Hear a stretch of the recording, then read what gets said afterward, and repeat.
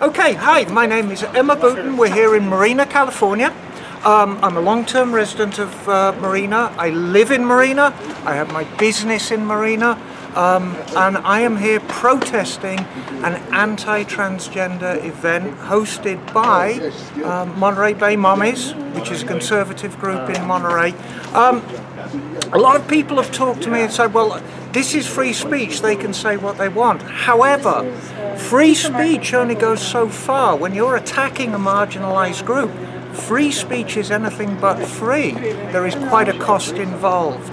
And we're just here to show that we protest this event, we protest the policies they have against us, and we will do everything we can to show that there is a better and more peaceful way. We're just having a peaceful protest outside. We're not going to be disruptive. We're certainly not going to cause any disruption to the talk inside, but it really is a show of strength. And right now it is 25 minutes. We've already got a good showing. Hopefully some more will show up.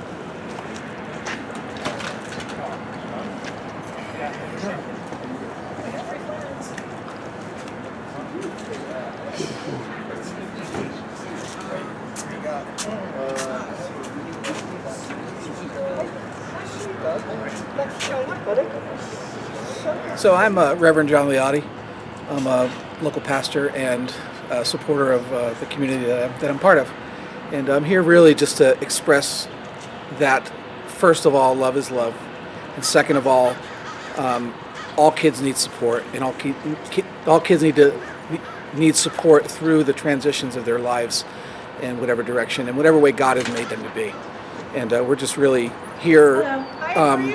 We're here in a peaceful manner, but in a way to make sure that people understand that there are other perspectives, even coming from a Christian tradition, that are opposed to anything that resembles hate. So ultimately, I think we're all for children, but perhaps the direction that the way that we want to support children is different. It's okay. Sure.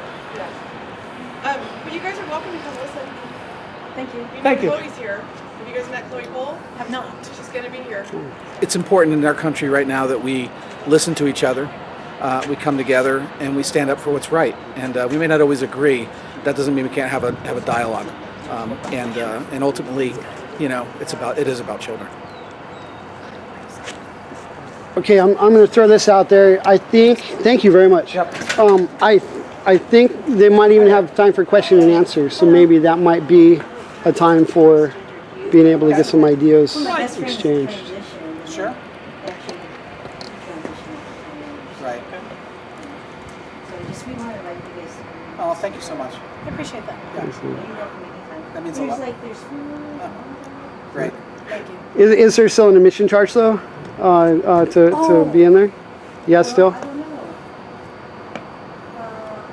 Yeah. Probably. Yeah, that's what I'm guessing, but Yeah. we should ask or whatever. Yeah, we should ask. Let me check. No, I mean, Sure. right now we're very happy. It's a silent protest outside, and we're very, very happy. We don't want to be disruptive. We want to basically be respectful. So, yeah, I mean, that may change as the evening goes on, but right now... Like, we want to keep an open dialogue. Yeah, I mean, of we course. don't, I'm actually definitely not part of the, keeping the, sides divided. And everybody should be able to hear themselves. Yeah. Each other. Right. Yeah. Make a decision. Yeah. Well, I heard their Karen and Ben talking about, they wanted it to be very open. And I think I remember them saying, as long as they pay the $20, they can come in, listen. As long as they're not disruptive, they're all welcome. Yeah. Okay. And certainly that's not our goal, to be disruptive. Yeah. Wonderful. Where does the $20 go to? Yeah, my name is Scotty Junker. I work right here in Marina. And the idea that somebody would fight against a kid and tell them that their identity isn't real, that they are wrong for trusting their feelings, is just deeply personally painful. We need to believe kids, and we need to believe science. We need to believe doctors, and trust the scientific consensus when it comes to things that maybe one of us doesn't totally understand or might have just a deep emotional feeling about. Trust the scientific consensus. Trust the kid to tell you what they're feeling and how they're doing.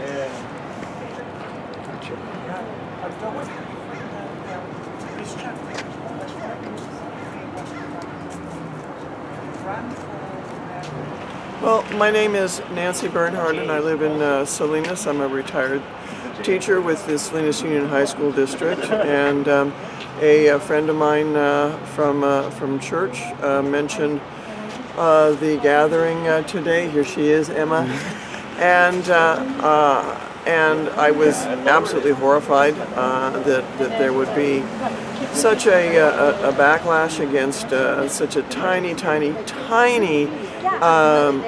minority of people in our country, let alone our state. It's 0.06% of the total population from what I've heard.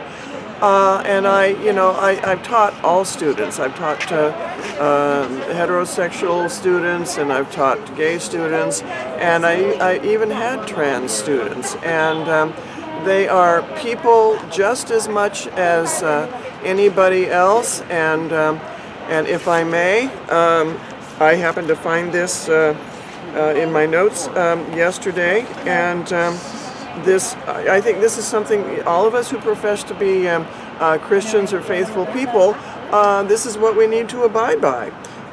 Which commandment is the first of all? And Jesus answered, the first is, Hear, O Israel, the Lord our God, the Lord is one. You shall love the Lord your God with all your heart, and with all your soul, and with all your mind, and with all your strength. The second is this, you shall love your neighbor as yourself. And of course, he went on to give the parable of the Good Samaritan, who was a despised individual, who was the only one who stopped to help a wounded individual. And for God's sake, if somebody like a Samaritan can do this, and if Jesus exhorts us to love our neighbors, trans people, all people are our neighbors. Truer words were never spoken. Well, thank you.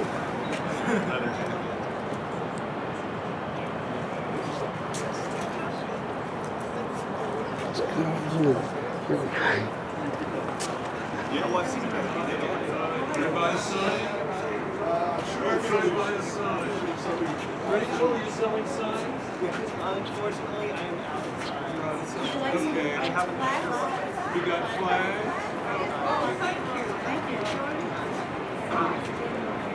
Stick-a-doo. Fill in again. Huh? From the garage, they came down. Oh, hi! Hi, nice to meet you.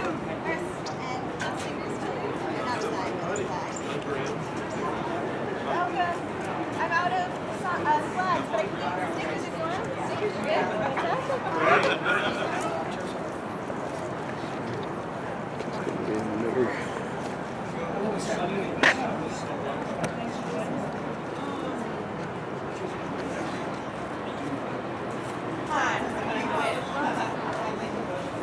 Well, just give me credit on this side. I'm gonna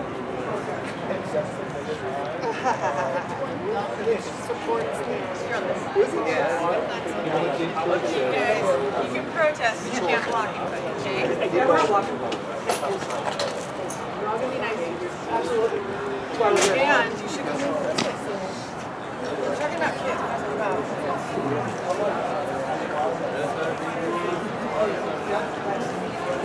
No, it's on that. Oh, I love this. I want my sign. That's Liza.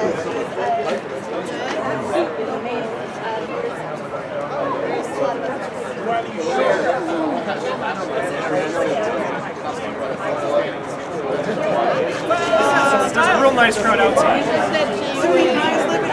Do you have any change?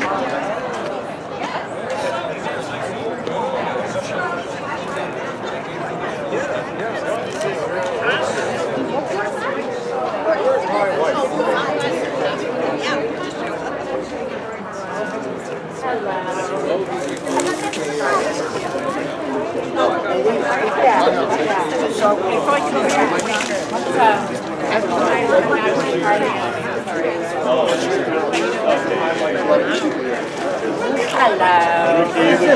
Come on. What's up, Rick? You know Tracy? Come on. I was just practicing. Opening of the Marina Library.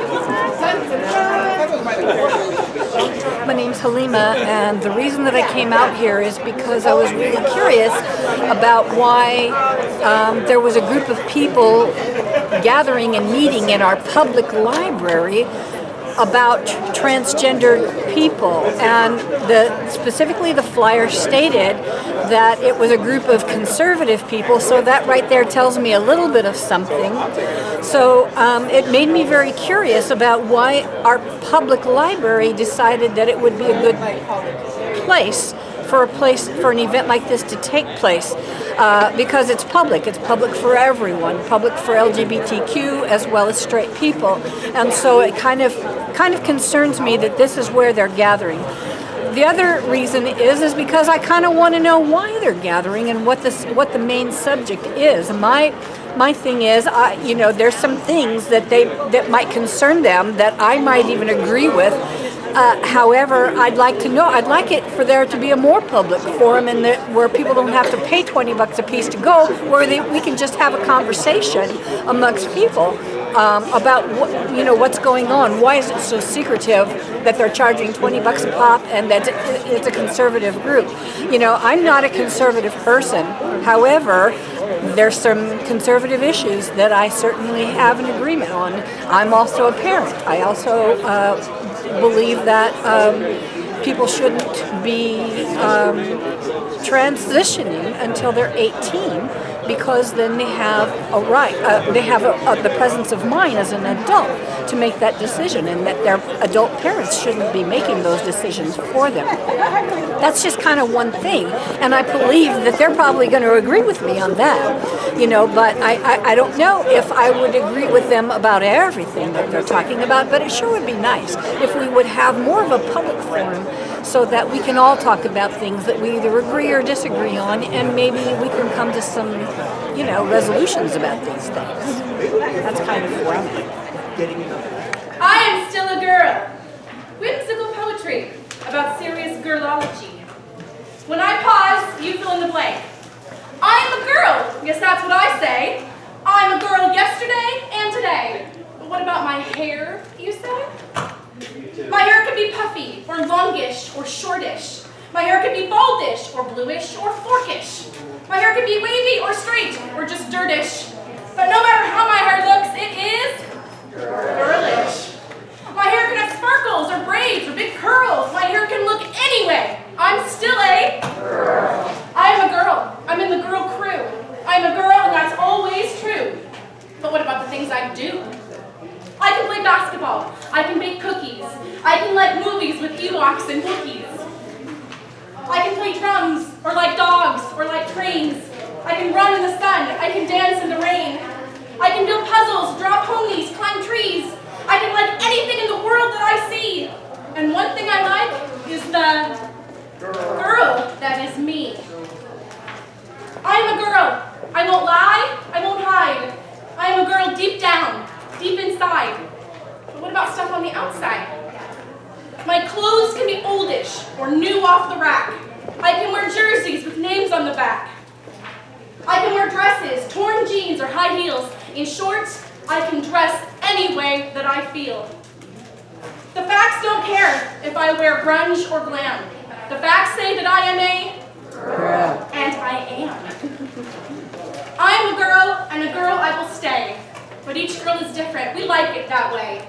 So please listen close and believe what we say. You're always a girl in your own girly way. Did you know? Girls are born with XX chromosomes in every somatic cell of their bodies. If a scientist looks at any part of a girl under a microscope, even one hair, that scientist will be able to say, yep, this is a girl. Boys don't have XX chromosomes, they are born with XY. By the way, XX means kiss kiss, if you put it at the bottom of a letter. Does that mean that every girl is born with 2 kisses? A tricky riddle. If a rooster lays his egg on top of a barn, which way will it roll? This is a trick question. Roosters can't lay eggs. Only grown-up girl chickens, called hens, can lay eggs. And only grown girl humans, called women, can give birth to babies. Even a girl's skeleton is girly. What happens when archaeologists find skeletons from long ago and the skeletons aren't wearing any clothes? Can we ever know if a skeleton was a he or a she? Yes. Archaeologists can tell if a skeleton belonged to a man or a woman because some of the bones inside grown males and females are different. Clothes and makeup are not what make me a girl. So remember, you're a part of Girl Galaxy, part of Girl World. Welcome to the sisterhood. You're still a girl. Girl. Pass it on.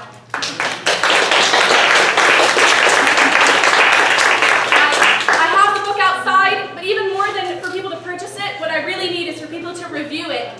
So if you'd like to help get the word out for free, just give me your email address. I'll forward you an email. I've got little postcards you can take, or you can buy this book. And I'm outside in the lobby. Thank you very much. Now we start Chloe. Genetics matter. We're here peacefully, but also to make a presence known that we're watching and we're down for whatever it takes to protect children. So Amen. Thank you all for being here so much. I'm honored to be here. Thank you for the Misfits. Love you all, and we're excited for what's to come because I think good things are going to come eventually. Pervert. Hello. Another joke. One thing I can't figure out is how 20 years ago genetics were primitive as jail. Now genetics don't even turn out. You can't fucking figure that out. Don't need to press anything.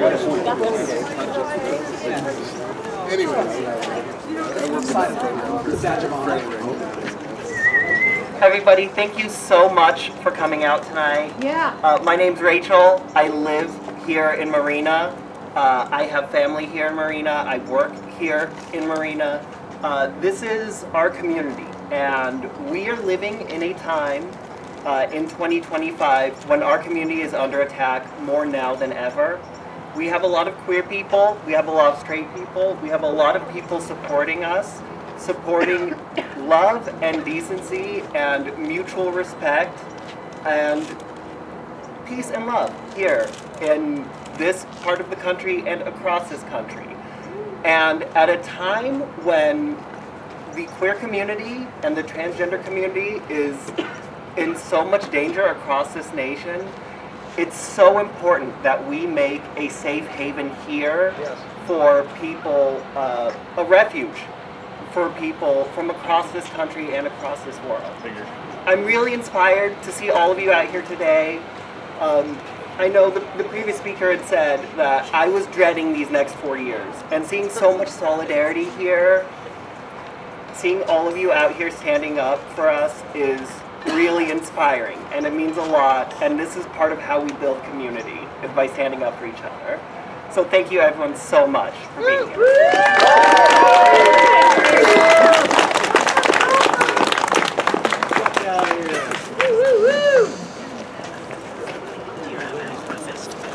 Hi everyone, my name's Athena Berciaga. I work for the Rainbow Rock Pride Center at CSUMB, and I just want to say thank you guys for coming out. I think that the biggest civil rights battle that is upcoming is going to be for trans rights, and of course it's all intersectional.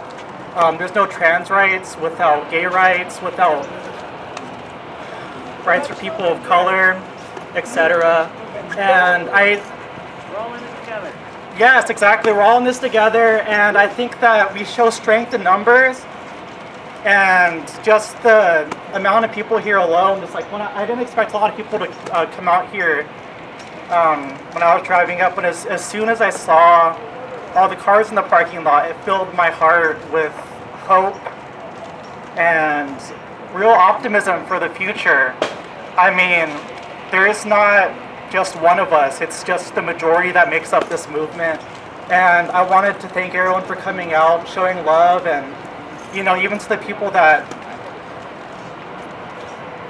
disagree or may not be on the same page as us. I just wanted to say that there's a lot of love and understanding for y'all's too. I just think that we need to be respectful of people and how we were born, and really just acknowledge that we find uniqueness in our differences, and it's really important to embrace those differences and not tear each other down as a result. Just lift each other up and just love each other and show solidarity like you all are. So I just want to say thank you and give you all applause for showing up and really just being here. So yeah.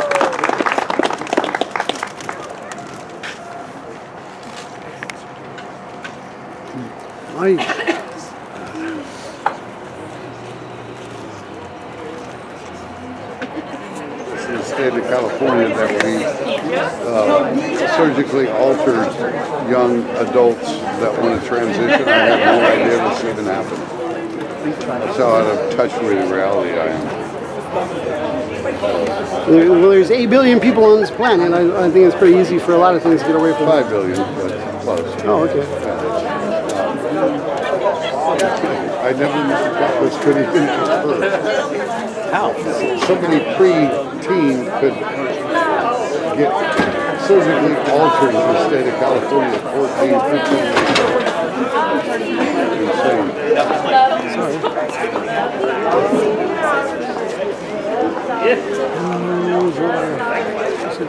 All you need is love. All you need is love. All you need is love. Love is all you need. I would like to introduce one of the most beautiful women on the planet, Karen Lyson! We didn't keep you waiting, but good things are worth waiting for. And so welcome everybody to our special symposium. I appreciate you all coming tonight. It will be a riveting and eye-opening discussion. And some people consider this controversial, and others of us just consider it common sense. So it will be, and we need to find our way back to normalcy. So, and you might have seen the protesters outside. So, thankfully they've been, it's been okay, and it's been peaceful so far. We do have some security board. We have, a couple undercover retired policemen around, just in case things get out of hand. So, you don't have to worry about your safety. And we're also videotaping this. We want to share it onto YouTube for it to go viral. So, and feel free and go to the lobby if you need to go to the restroom or refreshments. But first, I would like to begin with the invocation and the Pledge of Allegiance to the United States of America. I would like to ask Ben Strickland to come up here and give us the honors of the invocation and the pledge. Let us pray. Lord, thank you so much. Glory and praise to you. I just wanted to thank you for this panel of speakers, for our audience here in attendance, and Lord, I even want to lift up the protesters outside in prayer. Lord, I pray that you bring healing to our nation, bring healing to our lives and our families, and let us help build bridges in our lives. Lord, also, I humbly ask you to lift up the family of my cousin into prayer. His name's Ryan, and he just went into brain surgery recently, and I don't know if he's okay or not. So, Lord, I just pray that you lift up my family and my cousin's family. It's in Jesus' name we pray, Lord. Amen. I pledge allegiance to the flag of the United States of America and to the republic for which it stands, one nation, under God, indivisible, with liberty and justice for all. Thank you. For as long as you can afford it. Thank you. May be seated. Now, I would like to begin the symposium, and first I would like to introduce our panelists. First, Chloe Cole has become a national spokesperson, one of the most powerful voices for protecting children from transgenderism. We're honored to have you back here with us again. Our next panelist is Jeffrey Younger, who's received national media attention for his fight to protect his son from transitioning. He flew in from Texas just to be with us today. So welcome back. Our next panelist is Adam Vino, who shared his story regarding his efforts to protect his son's transition on OAN and Newsmax. Thank you for being with us again. Our last panelist is our very own Tracy Henderson, who's the founder and president of California Parents United, to give us the legal perspective. She's an attorney, mom, and parents' rights activist. Her claim to fame is that she appeared on the Tucker Carlson show. So welcome, Tracy.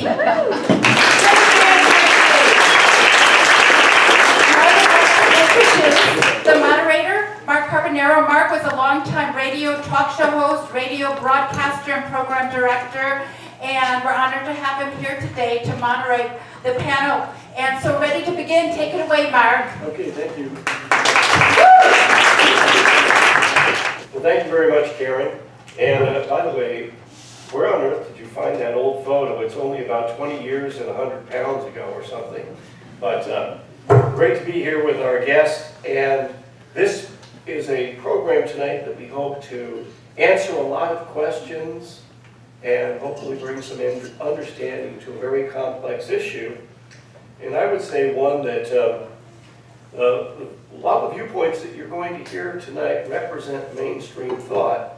Although, if you only paid attention to the mainstream media, it would seem that these viewpoints are definitely left out of the mainstream. So it's important to be able to give voice to folks in many respects, just regular, average, everyday folks who have been made voiceless. What I first want to do is to start with our guests one by one and have them give us a brief introduction on themselves and how they ended up in this situation where they're going to be with us tonight. So why don't we start with Adam Vina. Adam, you want to go ahead and tell us a little bit about yourself? Yes, my name is Adam Vina. I lost custody of my son Aiden 4 years ago. His mother started transitioning my son Aiden at 2 years old. I received a text message of him in a pink dress, and I sent out some text messages to her saying he's a boy, not a girl. And I had thought it had stopped. And on Aiden's 3rd birthday, we were probably Aiden at the time. He said, "Dad, I gotta use the restroom." I said, "Perfect, buddy. You need help, or do you want to do it by yourself?" He said, "No, I want to do it by myself." I said, "Great. Let me know if you need help." So he finished up. He said, "I need help washing my hands." We washed his hands, and as we were leaving the restroom, he said, "Mom had bought him a pink dress." The way I'm gonna tell you, and the way I tell everybody, is I got down on one knee, I looked him in the eye, said, "Hey, buddy, you're a boy, not a girl, and boys don't wear dresses." And he said, "Okay, Daddy," and we went back to cake and ice cream. About 2 days later, I was pretty hot, and I sent out a bunch of text messages to his mother. And in none of those text messages were there any threats of violence. None of the text messages were, "I'm going to take my son away from you." There was bad words, but there was no threats of anything like that. And those groups of text messages was able to get me on a temporary restraining order, which kept me from my son. Judge Harley Silverman out of Pasadena ordered 2 FaceTime conversations a week with Aiden.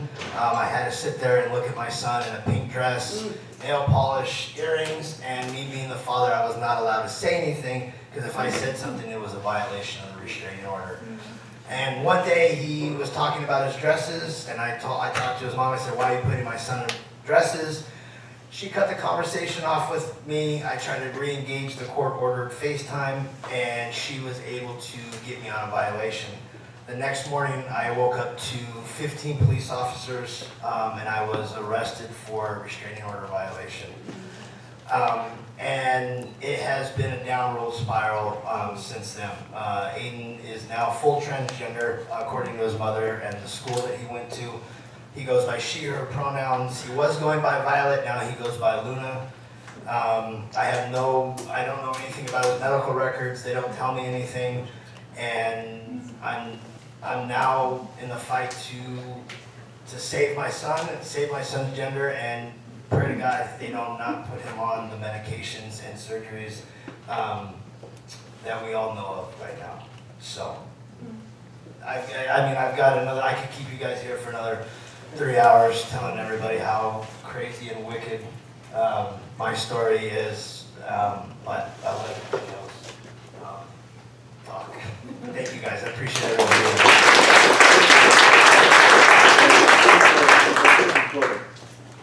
So I was sick just a few days ago, so if I seem like I'm a little off, or if I'm a little slow, if I'm not all the way there, that's why. But my name is Chloe, and just a few years ago, I was a little shy girl in my senior year of high school, and I never thought that I would ever be a public speaker, and now I'm here. Yay. I speak on behalf of my experience as somebody who has gone through something similar to what Adam's son has gone through, except I had actually gone through the medical process. And for me, even the social process of it started a little bit later.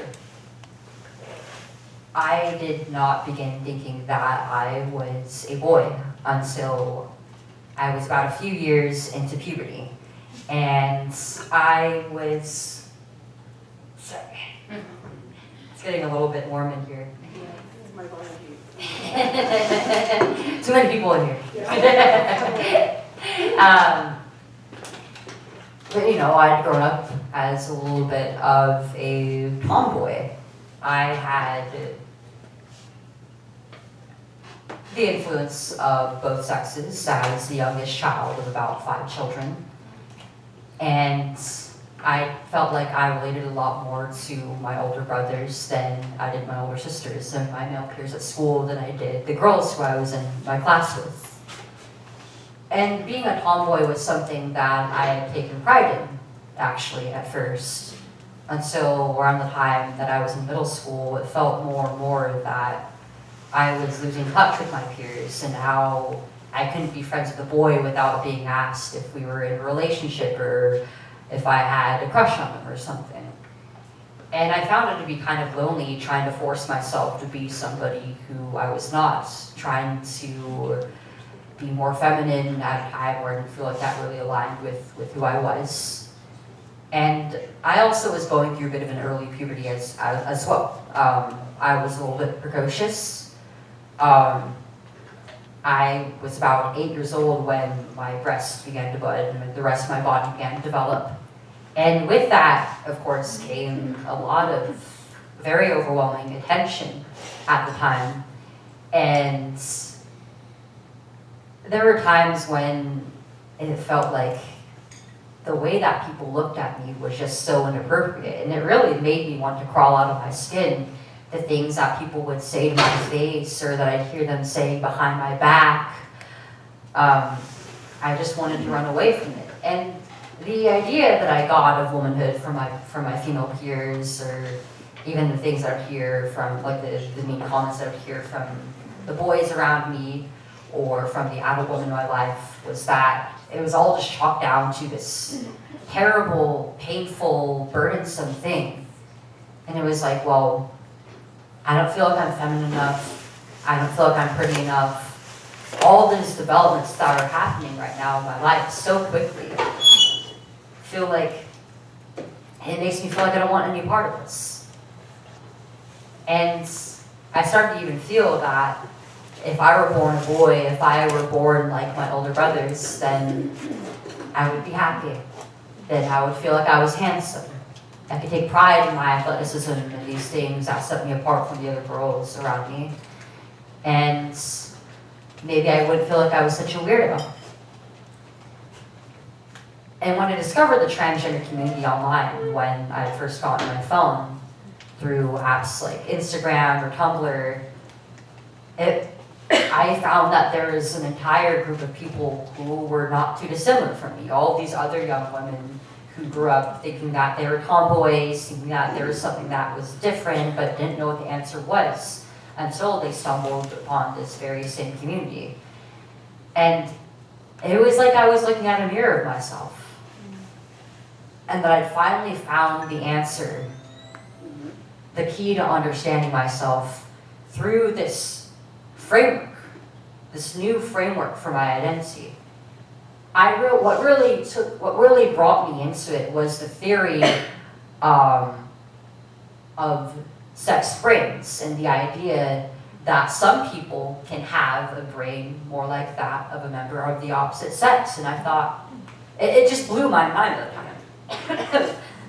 Now, like, I've actually read up on where this theory originates from. It's completely debunked But to my 12-year-old brain, it was like, now I know why I'm not all that feminine. Now I understand what it is that makes me feel like I'm just so fundamentally different from people around me. And I know now how I can adapt to that.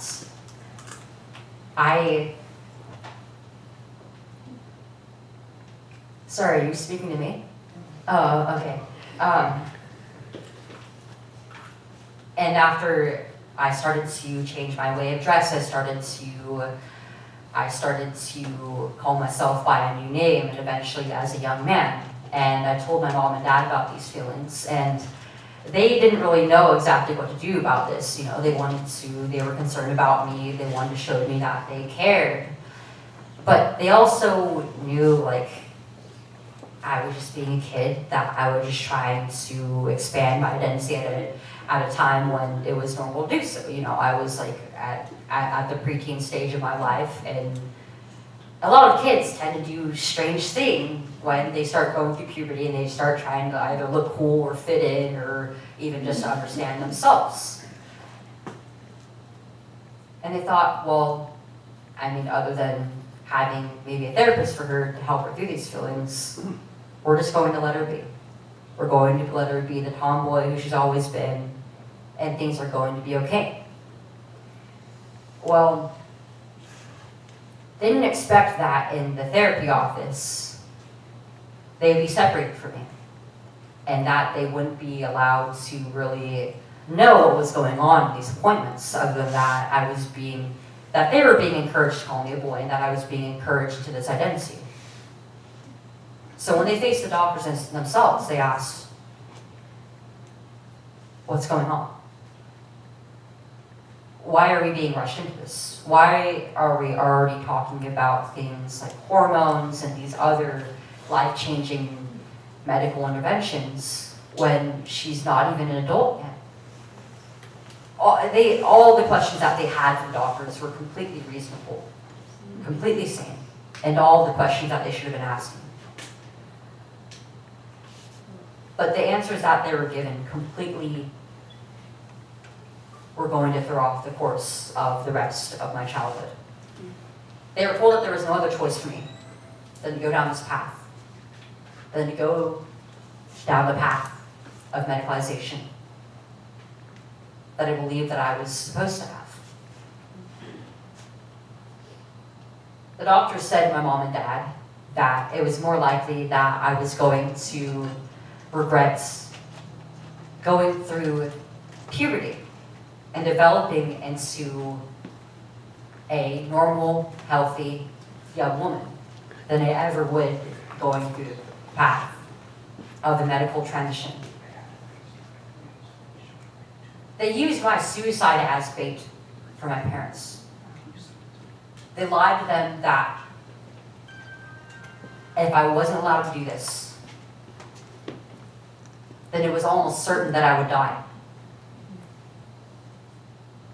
And that is exactly the last thing that any parents, any mother or father would ever want for their daughter.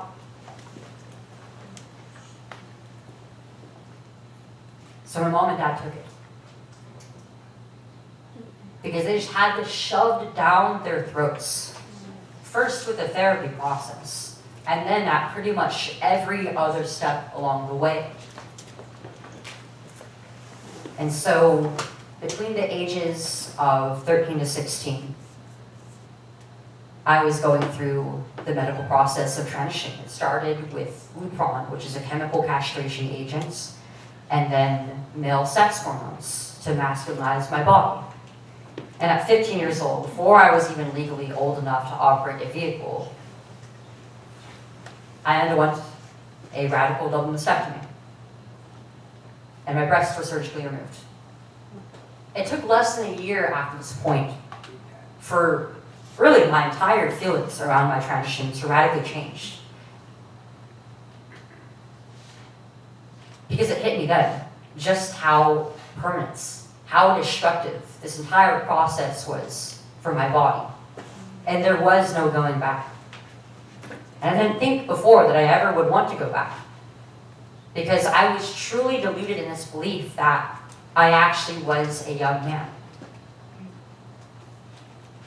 And because I had been told every step of the way by these doctors, yes, your name is Leo. I am going to call you a him, and your parents, and your whole family, and everybody around you is going to follow as well. You are a young man. And this is the path for you. And this is going to make you happy. It's going to make you healthy. It's going to make you feel more aligned with that young man who you've always been. But I had never felt more misaligned with myself than those later stages of my transition. When I realized after my surgery that I had now lost my ability to nurse my children, potentially my ability to even mother children naturally. And years off of my development, off of my childhood, were gone. I could never get them back. It was an incredibly heartbreaking epiphany, but with my changed heart around my transition also came a lot of hope. Because I also realized that I didn't have to change. Even though I felt like I was different, even though I felt like I was always on the sidelines, and it's like I was having a difficult time connecting with the people around me. Why did that have to mean that I was any different from the women around me? That didn't take away from my femininity. That didn't take away from who I was. I was beautiful just the way that I was. And I always would be a woman. And that always would be a gift in my life. And so I detransitioned at the age of 16, just before the year of my senior year of high school. And it was not an easy time. I was constantly self-medicating. I was always high. I was always on something, just trying to push away the pain of everything that I had been through. And to be honest, I didn't think that I was really going to make it as an adult. I didn't think that there was anything in my adulthood for me, because I thought that I'd already lost everything. But I just kept pushing. And towards the time that I was almost finished with my senior year, I felt like I just had this responsibility to start speaking up about what happened. Because I had learned that I wasn't alone. I had learned that there was a whole community of people who had come out the other side of all this, who were hurt. And even though I was the only child in it at the time, I knew that there had to be many more. But how would we ever know if there wasn't anybody to start the conversation? So I took it upon myself to. And I didn't really think that it was going to get anywhere. I didn't really have any expectations going into it. But very soon I was invited to speak on legislation to help protect other children. And then at churches, and then at schools, and eventually abroad. And I started to meet a lot of other detransitioners and a lot of wonderful legislators, mothers, fathers like Adam. I've made so many wonderful friends and allies along the way, and it's just really incredible how just that one step of choosing to be outspoken, of not no longer being afraid, but pushing past my fears, has led all of us to where we are today. So I'm very grateful that all of you are here in attendance, that that you've all come today, that you're all watching live to hear what all of us on this panel have to say. And I'm very grateful to those of you who have organized this event as well, so thank you.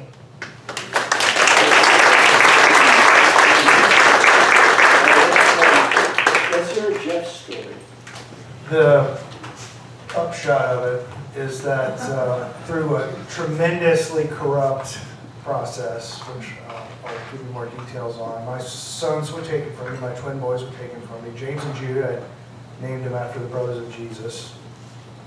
And James is now on puberty blockers. And he will be surgically transitioned as soon as possible. They literally said that at trial. One of the things I've learned from having my sons taken from me is you shouldn't wait to say things about people that you respect and love, right? So let me just say this. I think you've come through this as a very articulate, beautiful, I want to say elegant, but the word probably would be equipoise woman. And I think you could actually be proud of yourself.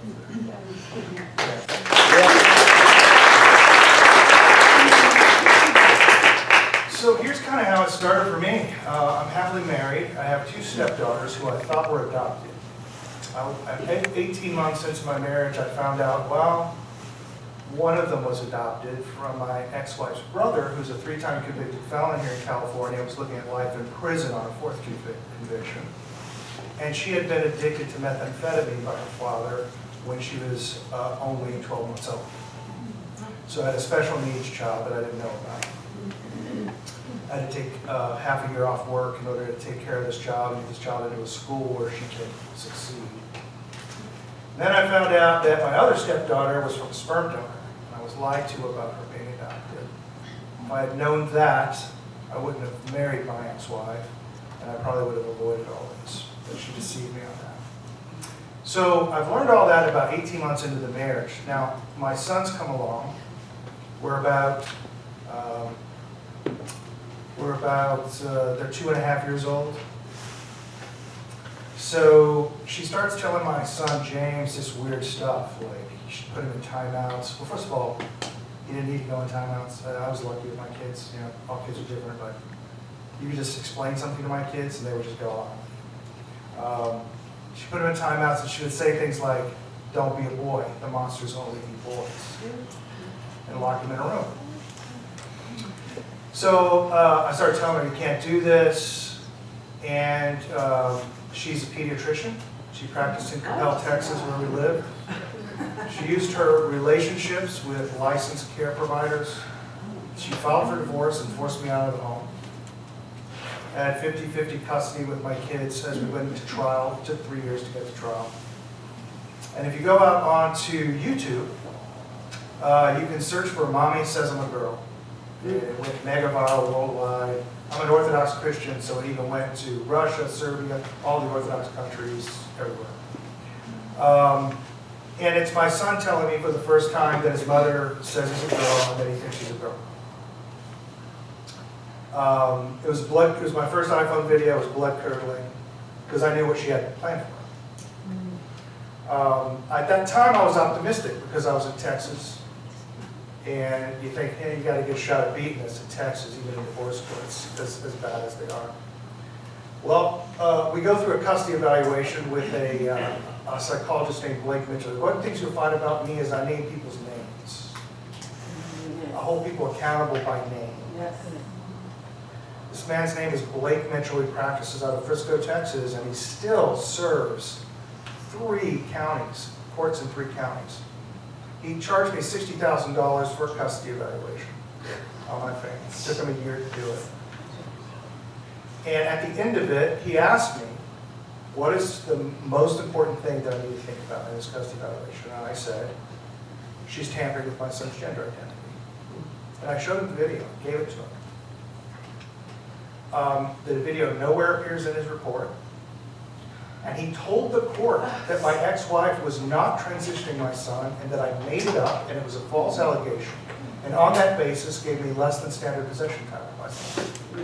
So the court just turned on me for making this false allegation, which of course we now know is 100% true.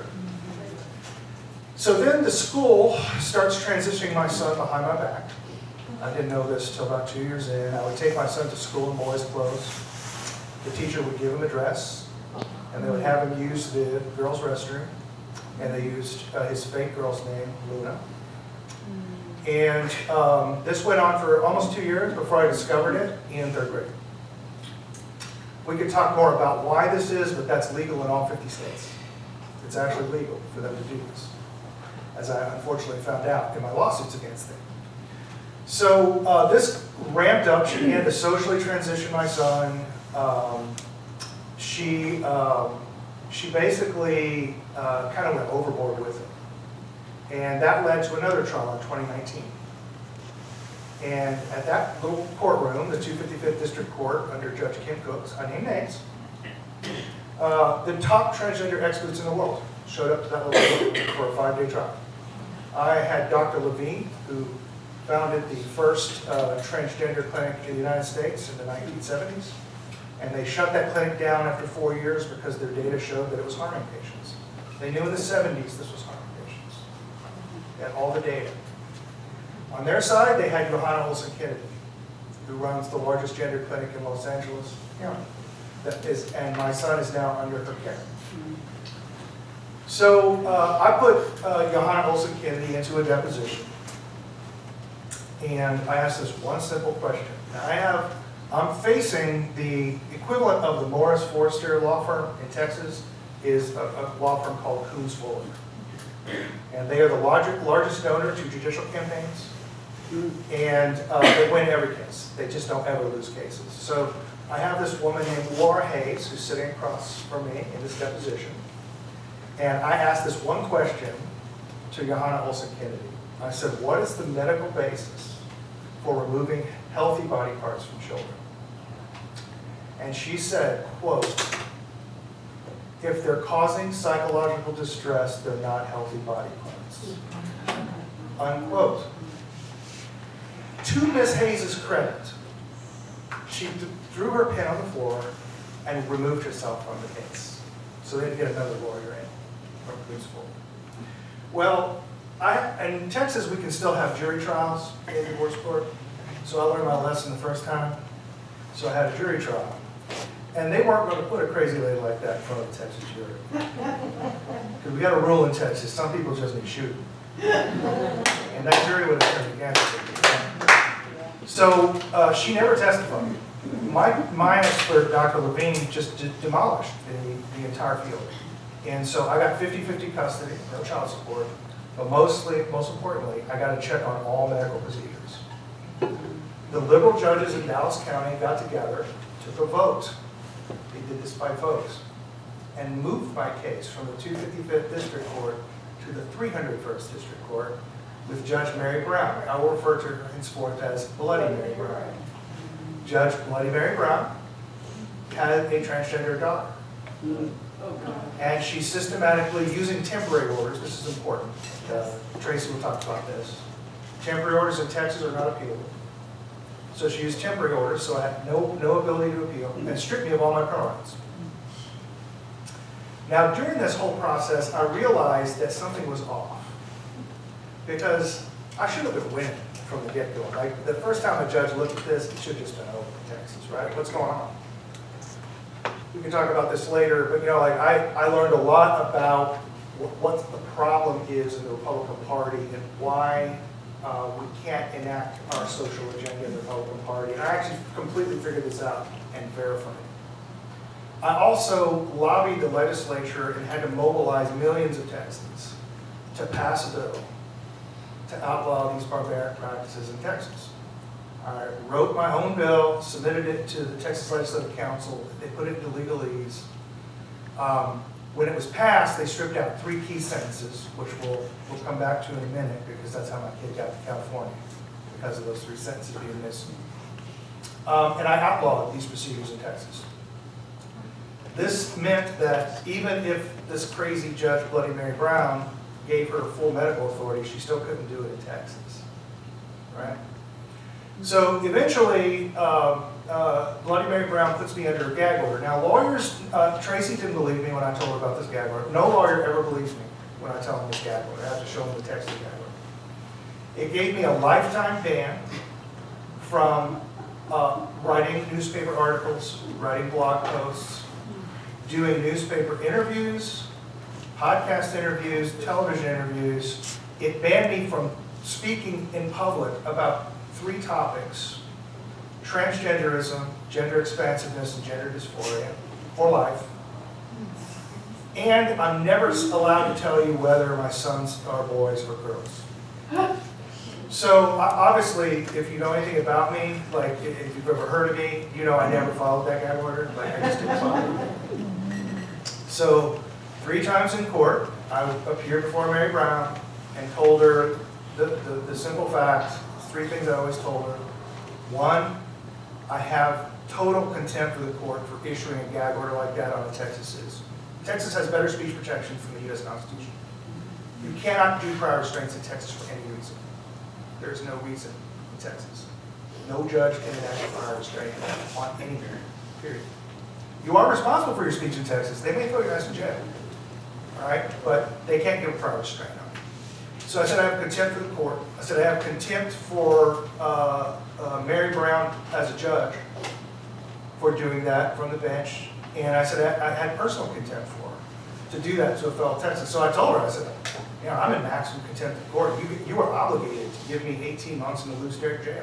And I would hold up my writ of habeas corpus and say, we're just going to go into a criminal court and they're going to say this is unconstitutional and they're going to let me out for it. She knew that was right. That's why she never put me in jail for violating a gag order. But this is how they play it in family court. So here's how she reasoned. She said, Mr. Younger is not following the illegal gag order, which was entered in the interest of his children. That means Mr. Younger is not acting in the interest of his children. And that means Mr. Younger is a danger to his children. And on that basis gave me supervised visitation with a group of people called Forensic Counseling Services in Dallas County. I name names. And how do I say this in California?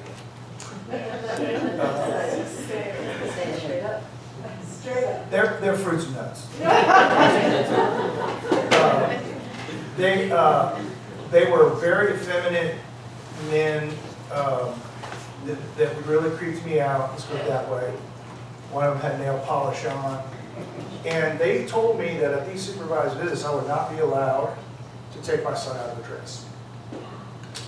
They told me that I was not going to be allowed to use my son's given name or his Christian name. I'm Orthodox, so we give our sons Christian names as well. He said I would not be able to pray with my son. So there's a few things I decided when this all started. I said, 1, I'm never going to lie to my son. I'm never going to morally miseducate my son. And I'm never going to allow my resources to be used to hurt my son. So I could not go to these supervised visitations. What prompted the judge to do all this stuff? That's clearly illegal, and she probably could have been overturned had I been able to get her into appellate court. Well, my son, I had a simple approach to my son. You know, I didn't make arguments to him. I didn't say, you're really a boy. I didn't do it. I never said that to him. In fact, I had dresses at home. And I said, if you want to put those dresses on, you can put them on. I'm not going to stop you. I'm not laughing at you, but I ain't going to stop you. So he had 2 dresses in his closet. And what I did was I just showed him how great it was to be a man. You know, he talked to my mom, his grandma, and he heard all these, some of the tall tales, admittedly, about me hunting as a boy. You know, when I used to hunt rabbits with a patch and 12 stick up the panhandle. And he said, wow, you know, so we would go hunting rabbits. We learned how to track animals. We would sleep outside if we wanted to. As men, we could just do anything we want, pretty much. Because the world cannot hurt us. We're indestructible. The world can't hurt us. And he just loved that. And he's a very talented boxer. He can go to the boxing gym with me. You know, my other son, Jude, has a little bit of cerebral palsy. Had trouble jumping rope. This will tell you, if you're a woman, you haven't been to boxing gyms, so unless you understand the importance of the boxing gym to James. Jude could not even get 1 jump on a jump rope. So he spent 2 months and he finally got 1. And then he finally got 2 after another 2 months. And the entire boxing gym, we had pro boxers in this gym. The entire boxing gym stopped and came over and said, okay, now we know you're one of us. You didn't give up. Respect. Oh boy. That's masculine culture. You may not win, but if you do the work and you don't give up, you're one of us. So James is a very talented boxer. And his mother tried to keep me out of boxing. And so what happened was he rejected this female identity. And he told the court-appointed counselor that I don't want to be a girl and I'm embarrassed wearing dresses at school. So the court-appointed counselor then initiated my seventh CPS investigation and said I was coercing my son into a male identity. And that's what caused the judge to put me on supervised visitation based on the gag order. So eventually she moves to California after you pass Senate Bill 107. Mr. Weiner. Mr. Weiner. Why does, don't even get me started on that. Tracy warned me on California. Respectable Republicans. So she moves here under Senate Bill 107. He will not be returned to me, no matter what happens. So I go up to the Texas Supreme Court, which is supposedly with conservative justices, and I said, you cannot let him move to California because it would remove the protections of the law. I just spent hundreds of thousands of dollars and 60 years passing to outlaw these practices. And the Supreme Court said, we can't speculate on future litigation or let him move to California. Full well knowing he was going to be castrated. I went through a trial in LA County. The judge denied me a medical exam for my son, independent medical exam, denied me a psychological exam, and the other side didn't even have to give me evidence. I was denied all discovery. So I went into the trial completely blind, but I did a pretty good job of demolishing their expert, A.J. Eckert. It's an extremely ugly woman. I think she's a man. She's probably better off as a man. And I just destroyed her. But they gave her all the parental rights. Gave her the right to chemically castrate him, and even said that she doesn't have to give my sons letters or gifts. And that's how I got here.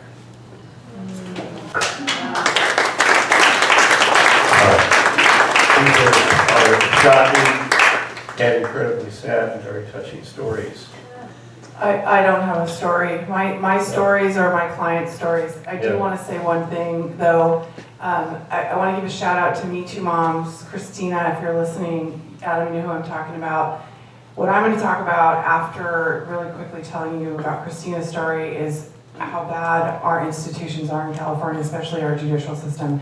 What Jeff was talking about is a playbook, and we are in serious trouble, and you're not going to believe what I have to say. Christina's little daughter was taken while she was napping at the daycare by armed officers after a judge ordered her to be taken from her mother, the only parent she'd ever known.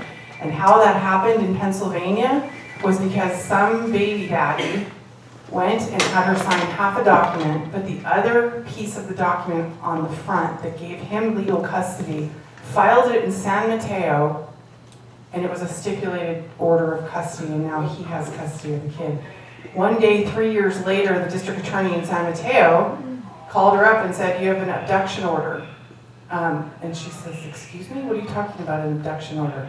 Yeah, you abducted your child to Pennsylvania. She said, what are you talking about? She didn't even know that there was a pending case in San Mateo. So she comes back and she tries to deal with it, discovers sexual abuse by the baby daddy. Ligature marks, bruises. I have a controlled document of sperm all over oral orifices of a 5-year-old girl. And this was given to Judge Holt and Judge Hill in San Mateo County, and they gave the little girl back to her. She cannot see her daughter. It cost her $2,000 to see her for 6 hours. And now you're a mother, okay? You're a grandmother. Imagine the pain, just trying to breathe, knowing that your daughter, who's now 8, is in the hands of that sick fuck. Okay? You know what she did? She researched the legal system for 3 years, and she's working with an 82-year-old lawyer named Pat, and I'm going to tell you what they told me. You're going to be blown away. There, I'm done, Mark. Thank you, Tracy. Well, one thing I'd like to do is go back, start with our guests again, and I'll start with Adam. And I think the thing that comes to mind as we hear these stories is, what is the genesis of how the other parent, in this case your wife, how she was able to do this. Where did she come up with the idea that the child was born the wrong sex and ought to be transitioned to the other sex? And how did she accomplish this? Because it looks like your rights as a father were completely abrogated. Yes, sir. But kind of walk us through how it all happens and what your wife gave as justification for this. So I think, I don't think my son's mother was 100% on board with the transitioning of Aiden. I think she started as it being cute, and she knew it was something that, because I'm a man, no father wants to see their boy dressed as a girl. She knew that I wouldn't be able to handle that.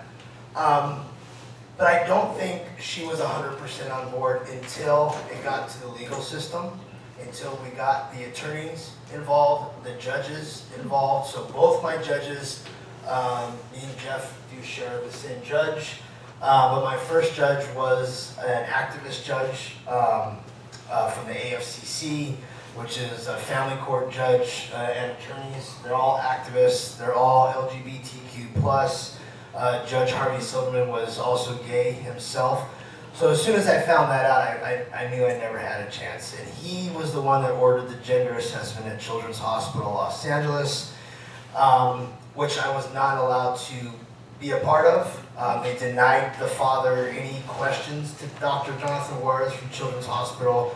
They denied a phone call, and they denied, and I had hired my own child therapist. So I think she was brainwashed, like Chloe was mentioning with her parents, that, you know, this is what needs to happen if your son wants to be happy. You now have a daughter. And now she is 100% on board with transitioning my son Aiden to be a girl. And I think she herself has been 100% brainwashed. Okay, thank you. Let's go to Chloe. Chloe, how did your parents let this happen? Where did it come from? Was it, you know, their idea? Did they talk to you about doing it? What's your story, how it happened to you? It was never their idea. Okay. It was never their intention to ever let this happen. At no step of the way did they ever want me to go onto the medical process. It began with me. It began with, really, a lot of normal developmental feelings that I had around puberty. I also had been diagnosed with a learning disability when I was younger, and I had undiagnosed body image issues and potentially even an eating disorder at the time. As I went through puberty, I felt like my breasts and like my body curving out and my weight gain was making me look too fat. I had a hard time. I had a hard relationship with food and my appearance and with my body, just in general. And I also had sexual trauma from early pornography exposure and from being sexually assaulted as well. And none of this was really ever explored in my therapy. Everything that I did talk about with my doctors was just dismissed as, well, that's just a consequence of her gender dysphoria. And that's how it was explained away to my mom and dad. They knew that I was a child. They knew that I was far too young to be going under any of the permanent steps of this process. And they even had a hunch that, you know, I was very likely going to outgrow these feelings. And that I should have just been allowed to wait. But the doctors just kept cornering them with this idea that my life is on the line. And that started in therapy. That started when they just sent me to a regular child psychologist. In the last decade or so, most of the psychologists, the pediatric psychologists, across America really, have been trained to deal with this issue by purely affirming the child and their feelings and in this identity that they make up for themselves. And they're trying to either hide it from the parents or to force them to completely go along with it and threaten the death of the child if they do not comply. So that's why they did. That's why they said yes. But they never believed that I was transgender. They never believed that I was a boy. Ever. They just wanted to do what they were told was best for me, with the only resources that they had. Yeah. And you had mentioned that you had a suicide attempt during this time? No, I had not attempted suicide Okay. until after I started transitioning. Right. I wasn't even suicidal before then. But you were after transitioning? Yes. Okay. And in the post-transition period was like the most depressed, the most suicidal I'd ever been. Like I was, when I realized that I regretted surgery, I think the first like half a year after that was probably the closest to death I'd ever been. Before we move on to Jeff, what kind of relationship do you have with your family today? During my developmental years, it was definitely a lot rougher than it is now. I mean, it was never abusive or particularly unhealthy, but I was just very distant as a child. I didn't know how to connect with the people around me. I found things like intimacy of any sort on an emotional or physical level to just be terrifying and alien. And so I try to push the people around me away. But I also really yearn to connect because you can't just live as a human being and not have any intimate human connection, especially with your own family, especially when you're a child. Yeah. So it was very difficult for us to fight through that. And especially during the time of my transition with all the health issues, both psychologically and spiritually and mentally. They didn't know what to do for me. None of us knew what to do. But there was this big sort of breath of relief when I stopped my transition. Because, you know, over the years, it was like they're watching the light of my life just fade from my eyes. Like I was becoming somebody completely unrecognizable. Like they felt like they had lost their daughter, you know. It was not easy. But, I mean, these days they're very proud of me. They're very happy for me, and really, my family is very proud of me for having watched me go through what I did and be able to come back around and use the pain that not only I went through, but that we as a family went through to help other families. And I've gone through a lot of personal developments over the years that has made it a lot easier for me to sort of break down these barriers in my mind around connecting with other people. And I mean, I love my mom and dad to death, and I love my family to death, and they feel the same way about me. So it's been quite wonderful to be able to grow and change, for things to have grown and changed the way that they have. Thank you for sharing that with us. I want to turn things over to Jeff now. Same question, your perspective, how this ended up happening to your children. Was this something that your wife initiated? Did it come through school, through doctors? What got the ball rolling on this terrible situation that occurred in your family? There's at least 3 answers to this, all brief. I'm sure you'll be happy to know. There is the reasoning that she gave in sworn testimony in court at the 2019 trial. She said the following. This is actually when the judge realized he was dealing with a crazy woman, that she was dealing with a crazy woman. And that's basically what I won the case. That's what she answered this question. And she said, well, she was with my sons at a Target. And James saw a silver purse with a unicorn on it and said he wanted it. And she said this in sort of these grave, ominous tones. And then she said a few days later he asked for a girl's toy at a McDonald's. And on that basis, she thought she should explore the idea that it was really a girl. That's in sworn testimony, I'm not making this up. So the judge looked at me. she's a very straight-laced black woman who's really well known in Dallas, you know, and she looked at me and she went to me, you know, and that's why I want to try. But I think there's I don't think that's why she died today. I actually don't think she thinks it's me. I don't think she believes my son is transgender. She's using this to gain self-control of children, and she's torturing one of my sons because all of my lawyers have told me this. All of my lawyers have told me this. Just to give you an idea of how intense she is. I actually went to a criminal court and had a criminal trial on domestic violence. And the initial story was that I bumped her, and it kept developing to the point where I had used a club and slammed her shoulder with a club. The jury acquitted me in less than 15 minutes. I mean, the bailiff actually had to admonish them to stop laughing. It was just a ridiculous case. But in Texas, if you're convicted of any domestic violence, no matter how minor, you can never have primary custody of a child. So it's a win by her. She was willing to do that. So there went an $80,000 criminal trial. Right? So she was willing to do anything to get sole control of the children. And I think this is what she really did.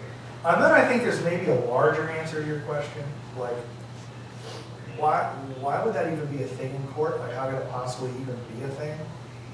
And I think that we on the right have not thought carefully about this. But in the 20th century, there has been a radical redefinition of the human person, which is completely opposite of the Christian understanding of what a person is. And I don't think people also grasp that there was no concept of a human person before Christianity. Christianity, because of its theology of the three persons in the Trinity, created the notion of a unified person. The ancient Greeks didn't think of people that way, right? And so there's this redefinition of person in the 20th century. What a guy named Truman, he wrote a book called The Triumph of Expressive Humanism. And he talks about how people came to understand their sexuality as an identity rather than behavior. You understand what I'm saying? So, and I can illustrate this from a story. An NBC producer tried to corner me. And he was secretly recording me, I'm very sure of it. And he said, "Jeff, you're a Christian, aren't you?" I went, "Yeah, I'm a Christian. Orthodox Christian." And it's Saturday. He said, "Can I go to church with you tomorrow?" And I said, "Well, yeah, I'll pick you up. But remember, we're Orthodox. We stand when we pray. So we stand for like 2 hours. Wear comfortable shoes." And then he goes, "But I'm gay." And I said, "Well, okay, well, you know, we all sin, so what we do is we try not to sin from the ecclesiastical day, which starts at sundown. You go to sleep, and you try not to sin until after church. You just try to fast from sin for that short period of time. So don't be gay from sundown to the church." And he looked at me and he said, "But I couldn't be who I really am." And I said, "Well, that's the issue, right? You think you're a biological machine that's largely programmed by unconscious desires to satisfy those desires. And I think you're a soul that's worthy of infinite dignity. And we should talk about that difference, because that's what we're talking about." So there's actually, what I've found in talking to people on the other side, is they don't think a human being is what I think a human being is. And we talk past one another and we can't come to any disagreement. And that happened in the 20th century. Around the 50s it started.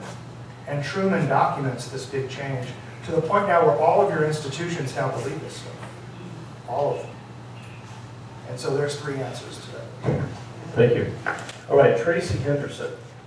I want to have you jump in here and kind of give us the legal perspective of how this ends up happening, why it seems that so many judges are so pro-transition. Right? You know, it's like they just have drank some Kool-Aid for this particular thing. And as Jeff talked about his experience with that one judge in Texas, and experiences with judges here in California, whether they be in LA County or San Mateo, it just seems like you're dealing with a stacked deck. And why is that? So it starts in the 70s with the organization that Adam mentioned called the AFCC. And Pat, this 82-year-old lawyer we were talking today, the deal was they were pissed that women were winning in court. So it started as a sexist organization. She calls it gender racism. I think she meant sexism. Yeah. And so this organization that starts, right? And they start putting a slush fund in the LA County Superior Court, right? And then there's this man who comes along named Tom Girardi. Has anybody heard of Tom Girardi? Okay. Well, this is what's California, Girardi's judges. So this guy, so Aaron Brockovich is the story. You guys know the movie Aaron Brockovich? He took over, so they got a couple million in this and that and the other thing. He took over the case and then he stole all the millions of dollars from PG&E, the people that suffered from PG&E's stuff. Okay, and Girardi was buddies with Brown, Governor Jerry Brown. And so it really is about, there's this secret 12 people that are on the Board of Trustees of the California State Bar, and they choose the judges that are appointed to the bench. And what happens is 9 out of 10 judges in California are not voted in, like they're supposed to be under the Article 6 of the California Constitution. They're appointed. So somebody will get ready to retire, and they put in one of these Girardi judges. So where do they get these people? Where do they get these judges, okay? Well, they go to the state bar and they look at the lawyers that have the most complaints. What was it? So who knows? Like 250 complaints against Girardi for stealing millions and millions of dollars. He was buying his mistress's condos, and he's the power guy, right? He's put you. He says, okay, we're going to get rid of all your bar complaints. We're going to put you in family court. But you got to do what I say. And back in the 70s, it was giving sexual abused children back to their predators. And it happened to Adam, it happened to Jeff. And here's how it works, right? And in my client Christina's case. So she complains about sexual abuse. She comes with the control documents and the ligature marks and the bruises. And the little girl says to her mom, Christine says, have you told me everything that happened, sweetie? And she said, Mommy, if I told you more, I'd collapse. So she goes to the judge with all this information, okay? She seeks a restraining order, right? That's the procedure, the legal procedure. You want to stop the sexual predator from continuing the sexual abuse. So in the middle of the night, armed cops show up at Christina's house, and they issue a restraining order against her. And it's a temporary restraining order. In California, there's a statute. You're supposed to have a hearing in 3 weeks. Well, the hearing gets continued, and continued, and continued for 5 years, which is what happened. And then you make another sexual abuse complaint, and guess what? Happens again. Another restraining order, and you get supervised visitation for complaining, right? This is how it works. And these orders, as Jeff and Adam said, are not appealable because they're temporary orders, so you have no recourse. And it gets even worse. And there's a great video that Adam did with Christina. You guys really, I'll send it to anybody who wants it. 831-917-1583. My cell is on the website, californiaparentsunion.com. It's unbelievable. So Brown's campaign manager, Quinn, gets his son, who's gay, appointed to the bench. The boyfriend, now husband, marriage of 20 years, is on the appellate court right above him, right? So you can't get anything. You cannot get out of this. So what's happening? Instead of giving sexually abused children back to predators, they're transing kids, right? And you're now called the parent in opposition. You gotta love that one. And I mean, in Jeff's case, he had the foremost expert. Okay, there's really super secret things happening against these people that get how much money? $9 million from the government to experiment on our children. Yeah, well, for that one, that's just one of the grants. That's the first tranche. She's had 3 tranches. 3 tranches. So how much total? $18 million. $18 million from the federal government to medically experiment on our children. And you guys, it's in the hospitals. We just had one of my client's daughters was taken by the furries. You know what furries are? Yeah. I don't want to describe it, it's really gross. And when she was 18 years old, the cult, the trans human trafficking furry cult, basically lured this little girl away. She was doing really good on Instagram, selling her furry costumes for people to do what they do in furry costumes. And she's now trapped in this cult. She's been in the hospital in Placer County 5 times.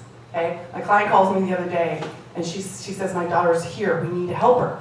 I call the hospital, I threaten the hospital. You got a trafficked victim in your hospital. Call the DA. He's like, call the cops. I call the cops. The cops go there and they go, I went to her and asked her if she needed help. And she said, I didn't need help. And I said, well, did you notice her trafficker sitting right next to her? They'll kill her if she says she needs help. Next thing you know, girl's released. How in the hell? That was the 5th time. Vaginal bleeding, broken bones. Why is the hospital not got a social worker in on this? Guess what? They all get a cutback of it, okay? You can't get relief in the courts.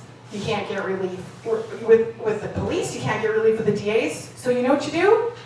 Don't get married anymore, right? You get a surrogate and you don't get yourself in that family court system because it is as corrupt as the day is on. Now this is where it gets local.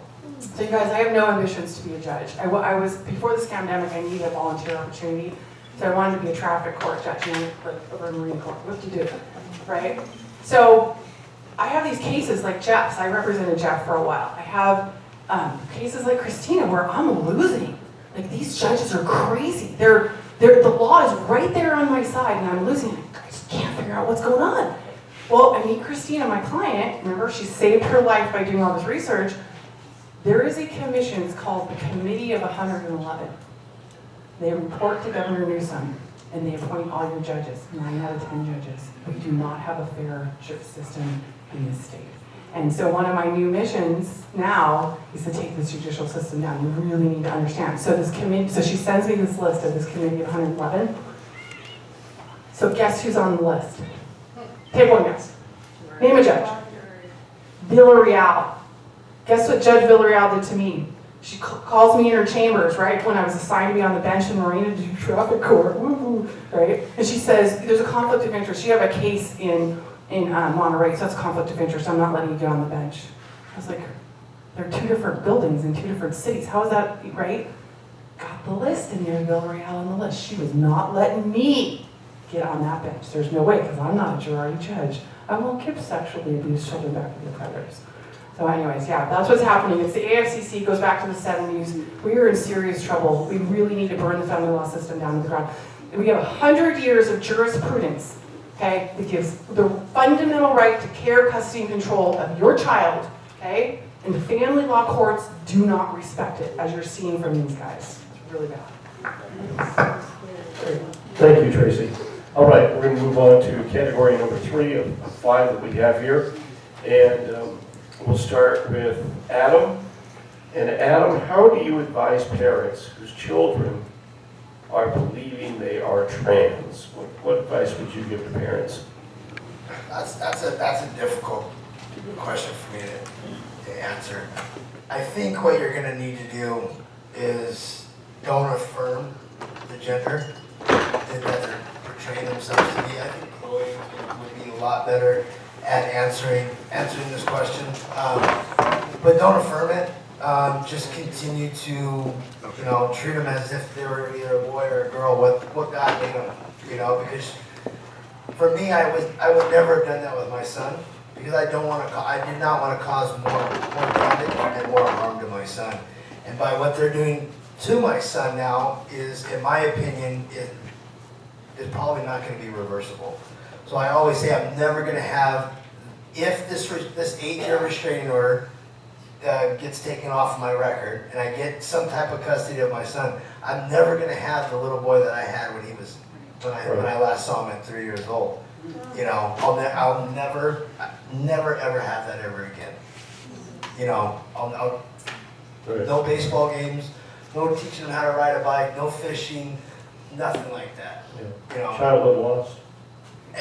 I love my son to death, but I truly believe that I have completely lost my son. Especially with the pictures that I've seen and Reddit. Don't get me involved on Reddit. Well, let's go to Chloe. I want to ask you, how would you counsel young people who find themselves facing similar challenges to those you experienced during your transition? When it comes to these feelings of distress around either your sex or the roles that are expected of you as a member of either the male or female sex or your body,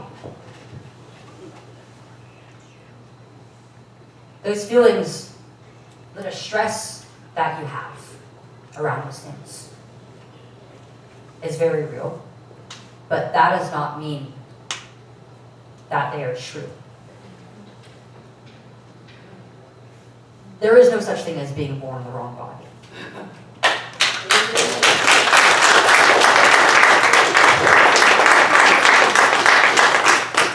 Just because you feel like you're not enough as either a boy or a girl, or a young man or a young woman in some way, like you're deficient. You don't feel masculine enough, you don't feel feminine enough, or you feel like your masculinity or your femininity inherently takes away from you.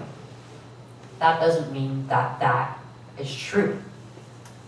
You have to really explore where exactly these feelings are come from. Because they don't just happen in a vacuum. This is not just an identity or feeling that you have innately. Explore your personal history. Look at your childhood. Think about the things that have happened to you, whether you have been abused physically, verbally, sexually. Think about the environment that you grew up in. And explore that before you even begin to think about changing parts of you that are not broken. The best thing to do is to not transition. Because it's not going to bring you happiness. What you are doing to yourself is ultimately only causing cosmetic changes. Your sex will not change through transition. There is no way to change sex, because that is a constant. It's determined at conception, and it will be the same forever. It is not worth it to chase a fantasy that will never come true, when you can allow yourself to first go through the motions of this distress, of processing it, and eventually learning how you can live with these unique qualities. Because one day, these won't be your insecurities. They will become your strengths. So give yourself some time and patience. And before you finish, I do have a question that came from the audience for you that I'd like to ask you. And the question here is, Chloe, do you think that social media influenced your body image issues about not wanting to be a girl? How powerful was social media in all of this? I mean, that was one of the biggest factors into me developing body image issues. It was seeing all of these images online that are carefully curated or sometimes even edited of these, I mean, for one, fully developed adult women who will also, of course, like I said, like edit their stuff, and many of them aren't even real. Their bodies are not real. They've had work done. I grew up in the age of hyper curvy, thick, bottom heavy, whatever you want to call it, and just seeing that being the norm. Not just the norm, but also the ideal. The ideal. As a girl who was kind of scrawny, a little bit more on the muscular side, owing to my mom's genes, which I now very much appreciate. I didn't think that I was ever going to be pretty for as long as I looked the way that I did. And really, I mean, the effects on social media are not just on young women, you know, like there's a massive increase now of eating disorders and body dysmorphia and women opting to undergo cosmetic surgery once they hit 18, which is horrible enough. But I feel like social media as a whole has caused my generation to have, it's a big part of what's caused this massive identity crisis that's happening. We're the first generation to have grown up with phones in our pockets, with social media just being a norm for children. And sure, it's a medium that you can connect with other people through, but it's not genuine connection. It's not connection and socialization in the way that God intended us to. You're not talking face to face, you're not physically interacting with one another.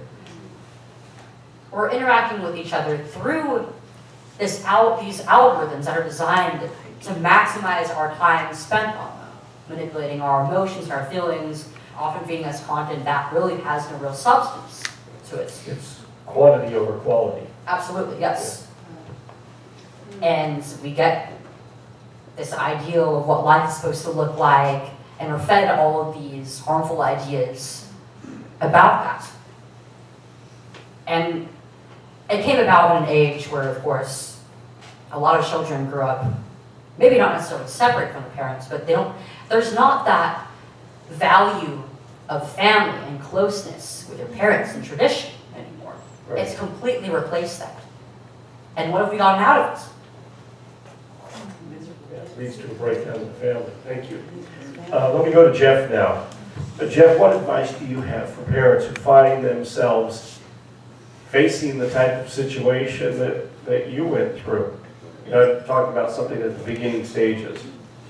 I think it's, you listen to what Chloe said, and I'll tell you a little short thing that happened with my son. You know, the court-appointed counselor asked him, like one of the things I didn't mention is, my son only presented as a girl with his mother. He presented as a boy with me and everybody else. Only his mother did he present as a girl. So he didn't present consistently at all. That means he's not transgender even by their own criteria. Yeah. That didn't stop them from chemically castrating. The court-appointed counselor asked him directly, this is in the record, why do you dress in dresses at your mom's house but not at your dad's? And he said, with the naive simplicity of a child, he said, well, because my mother doesn't love me unless I'm a girl. Wow. So when you understand what's actually happening, and then you hear Chloe talking about the desire for affirmation, right? You know, this is the thing, like, I'm old now, so I can drop a lot of pretenses. It's kind of nice being old because of that, you know? Don't worry about a career-busting move or anything like that. But you know, everybody wants love and affirmation, and nobody's man enough to admit it. Right. Everybody wants love and affirmation, and they will never admit it. It's a characteristic of Western cultures, actually, right? So the idea is you give your kid love and affirmation. I mean, one of the reasons that my son told the court-appointed counselor he didn't want to be a girl anymore is because I just said, hey man, you got dresses, I'm still gonna love you, but I'm a man, your brother's a boy, and why don't you try some cool boy stuff? And that's what we did. And he found love and affirmation in the boxing gym. He found love and affirmation where I go wrestle. You know, he found a masculine kind of love that he didn't even know existed. You know? So the first thing I would say is love and affirm your kid for who they were born as. Now, on the legal side, I would say, you know, my experience with everybody I've talked to, you know, the deck is stacked against you. So I think you're in a delay action. That's what I'm doing. You know, delay everything as long as possible. Right? Get every continuance you can get, lose every piece of evidence. It takes 6 months to find it, right before you get sanctions. You know, I mean, just delay everything, and the older your child gets, the less likely they're going to maintain that fake gender identity. Why? Because puberty is the cure for gender dysphoria. That's why they block it. They block the cure. Every kid's confused about themselves in puberty. Puberty is where you come to grips with what it means to be a man, what it means to be a woman. You come to grips with your changing social relations as you get older, where things become more performance-based. This is what puberty actually is. And by blocking it, the children never mature through that process, and they remain gender dysphoric and become a $4.5 million lifetime income stream to the gender claimants. That's it. I've got a question that came in from the audience. Maybe you might be best to answer this. Out front, we've got some peaceful protesters out there today, and one of the signs that a protester has reads, "Protect trans rights." What rights do trans people not have? Now, it might be best to ask those folks, but any of the three of you that want to jump in on this to answer that question. None. Literally none.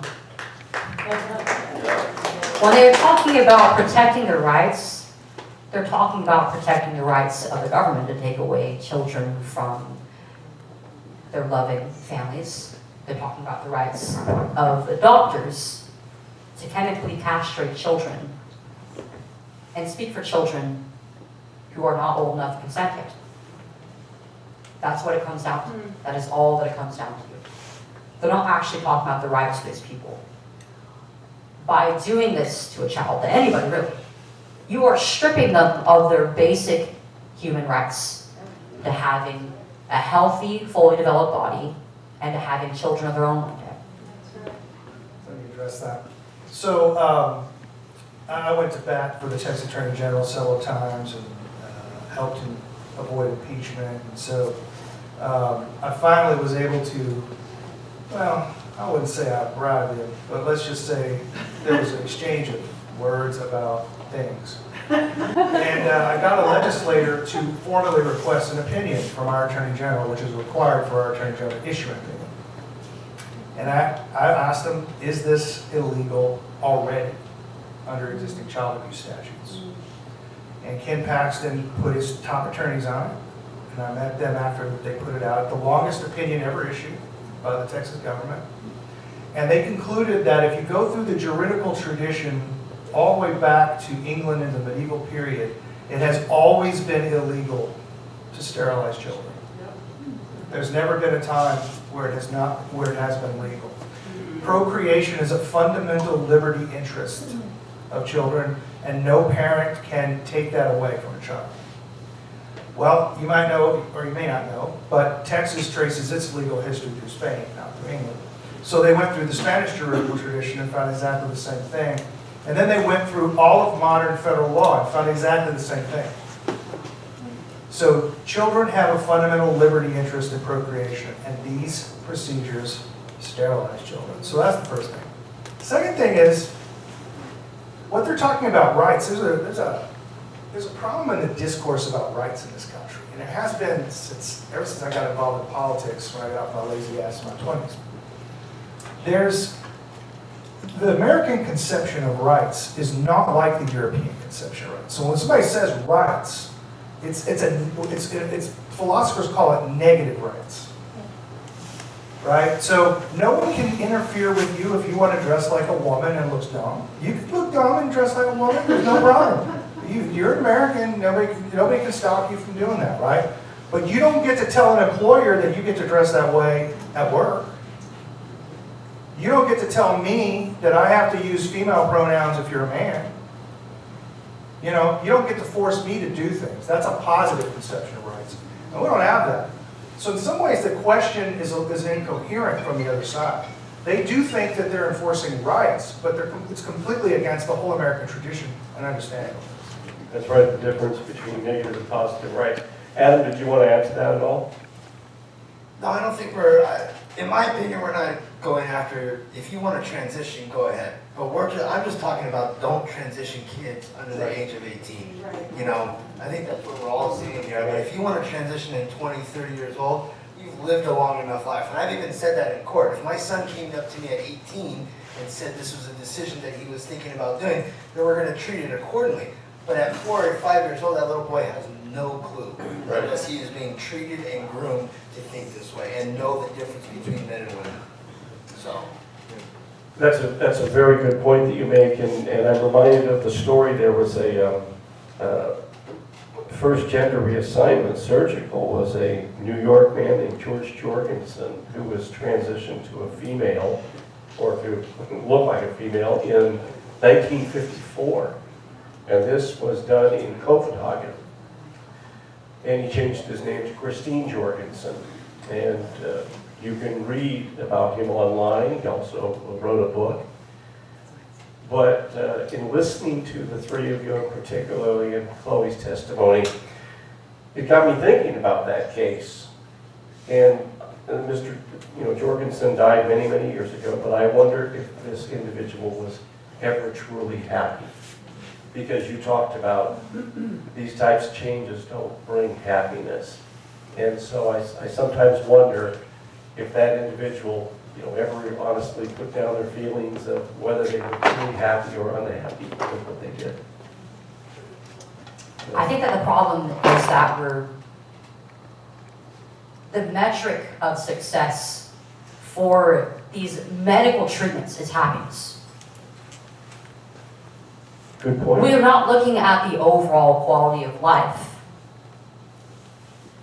after they go through the psychological and social and medical process of the transition. Now, I think that happiness actually goes down. And really, maybe temporarily the person feels happy in their decision to, but happiness is fleeting. It's an emotion. Emotions are fleeting and ever changing. But you look at the quality of life of these patients after they've been castrated, after they've been on hormones that their body cannot sustain large amounts of, after they've had their genitalia basically disfigured, and they've lost their ability to ever naturally produce hormones on their own or have kids of their own. It's obvious that it's such a steep drop in your overall quality of life, and nobody's asking questions about it. Can I just speak, because this is really, I think this is the most important thing I've learned through this whole process. If you go back to the world which formed Christianity right up to the Renaissance period, throughout all of human history, we distinguished the words joy and happiness. They didn't mean the same thing. Right. And the clearest definition is probably from Aristotle, where he says happiness is an action in accordance with virtue. Joy is the emotion you feel. And it makes sense. You know, I wrote an essay on philosophy of sport one time because I felt like I was just kind of being a rebel, because philosophers never talk about sports. So you asked me to write an essay, I'm going to be a rebel. You know, how is it that people who are getting their ribs crushed in rugby matches and, you know, enduring, they say that championship game is the happiest time of their life? Or the people that climb Everest who reach the death level and they begin to die. The question is, can you get to the top and down before you die? They're in extreme pain. How can they say that's the happiest moment of their life? Because it's an action in accord with virtue. It's distinct from any emotions you might have. You may feel emotions going up and down in a rugby game, right? But we speak today of happiness as though it only corresponds to an emotional state rather than your behavior, right? And yeah, okay, you can take drugs to make yourself happy. You can maybe change your body in weird ways and try to make yourself feel good, right? But those will never be actions in accordance with virtue, which is laid down by natural law that you can't change. And so in the long run, you can't ever achieve that inner sense that you're pursuing good and just things, which everybody requires to be healthy and a good person. Let's see. Next question we have here is, how do we engage in constructive dialogue with parents and children and people who suggest or who support transitioning, who have been led to believe that transitioning is normative and positive choice? Chloe, is there a way to talk to folks where we're not talking past each other? Unfortunately, there are probably some people who you can just never interface with because they won't allow you to. But most people, I think, can handle the truth. Just going up to them and speaking about the truth as it is. It's never helped me, it's never helped anybody in these conversations for me to just walk on eggshells or sugarcoat. It's important to preface with, you're going to speak the truth as it is. And talk about it. Talk about what's actually happening. Talk about cases like mine. Talk about what's happening to parents. Talk about how these treatments actually affect the body and what they're doing to children and young people. Speaking the truth, and only the truth, is the only thing that's going to move the conversation forward. Adam? Yeah, I don't know how to talk to them. And that's the God honest truth. I look at it as, how the hell have we gotten here as a society to think that it's okay to do this to children? I mean, you can't. Yeah, when you hear that a parent is deciding to transition a 2-year-old baby. Right. We're not talking about an There's an 18-year-old underlying, adult. if You your know, child is feeling that way, there's some underlying issues Right. that you have to figure out. You know, like with my son, they didn't treat him A, B, and C like normal doctors would with a cancer patient. They're going to treat that cancer patient accordingly. With my son, they went to A to Z with him. Right. They're not treating the children accordingly, like they're supposed to do no harm, but they're doing tons of harm. You know. Jeff, have you found a way to talk to the folks on the other side? That's why I wear pointed boots. Well, I talked earlier about this problem where they don't even define a person the way we do. You know? So let me take you into the, you know, it's kind of like, you know, sticking your head in the toilet. But let's go into their mindset. Right? So you got a kid. He has no sexual identity. He's too young. There's no sexual identity. But your theory of the person, your anthropology, makes sexual identity the central aspect of what a person is. So what do you have before you in this little creature with no sexual identity? All right, if you're one of these people, I mean, again, like we're going through the looking glass. I'm going to say it's a toilet. You know, you're sticking your head in the toilet. But what would they think? They would think, well, this child can't be fully human. It can't fully express itself as a human being without a sexual identity. Let me give them one that they can experiment and play with. And listen to what these parents say. That's exactly what they say. They say, hey, I'm not gonna impose this on my child, but my child can explore their genders. Right? That's what these people believe this. So I'm going to tell you about the prospects of communication. I was sitting in front of a Democrat in Texas lobbying for my bill. And this is a big deal. And I realized I was totally trying to convince this guy that castrating little boys was wrong. And I just walked out of that office and I said, I'm just not going to do that anymore. You know, if you think castrating little boys is okay, and you think doing full mastectomies on prepubescent girls is okay, you think that's okay? Pubescent girls, sorry. You think that's okay? We have to use force against you. We have to use force against you. You're insane. You're a danger to the community. And I don't think actually it's productive to engage in intellectual dialogue with people who believe these things. It would be sort of like engaging in a intellectual discussion with a witch or something. You're not going to have any productive outcomes, trust me. What you do with witches is you burn them. You have to use, I'm sorry, but we're talking about the legally instituting child abuse and the physical sexual mutilation of children.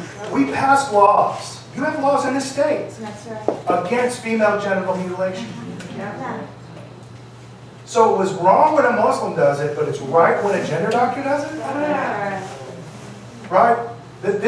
You're not dealing with a rational, a mindset that's sufficiently similar to yours, where you can come to an accord or you can come to some arrangement. You're going to have to politically destroy them. You're going to have to politically take their power and not let them exercise their ill will on children. It's just not a question to me anymore of argument, but of what kind of force will be used. Right now, political force. Okay, Tracy? I gotta say something. So what we have to do, because you all are probably depressed at this point, right?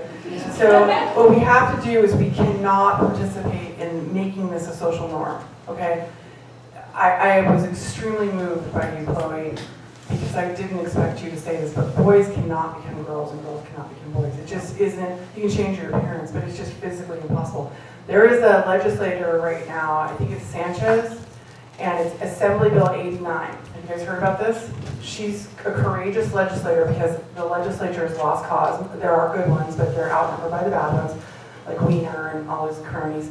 But the language in the bill is a problem. So if you want something to do, you can call up Sanchez's office You can text me and I'll text you the email for the staff that's working on it. But what the bill says is, I think what it's trying to do is you have to play the sports on the sex that you were born at, right? So boys have to play boys sports and girls. But what they're using is, in the bill, they're using sex assigned at birth. Yeah. See how they're trying to create this social norm? That's scientifically false. So you have to have your little spidey sense go off and do not participate in the norms. Pronouns in schools is social transitioning. There's a federal case called Mirability Olson. When you play the pronoun game, you are playing the go down the road of socially transitioning game. In Tularcitos, you guys, they just put tampons in the boys' bathroom.